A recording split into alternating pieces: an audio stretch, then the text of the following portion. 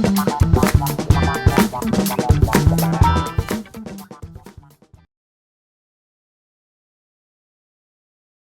y a 2 ans, il est arrivé quelque chose. Je suis dans mon canapé, un livre entre les mains. Un homme entre dans la pièce.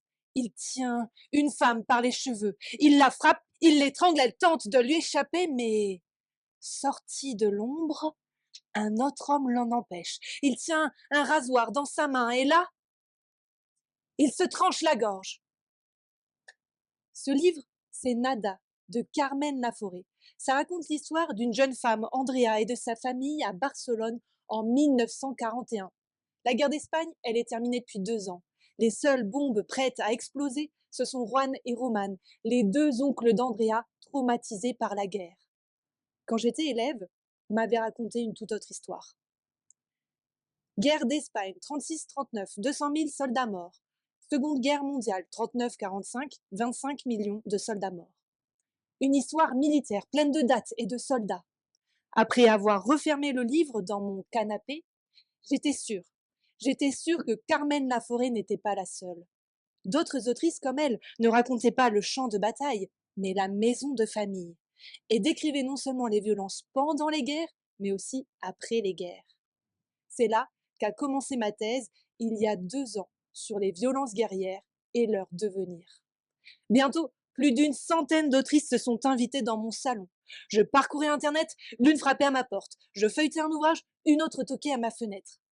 Après quelques mois, seules 5 autrices sont restées et se sont assises dans mon canapé. Elles parlent espagnol, italien, français. Elles me racontent leur jeunesse sous les fascismes. Les 6000 pages de leurs romans sont éparpillées partout et se mêlent aux articles, aux entretiens, aux ouvrages, dans un brouhaha de lignes et de voix. Mon salon ne ressemble plus à un salon. Parfois, j'invite des historiennes et des littéraires pour m'aider à mettre un petit peu d'ordre dans tout ça.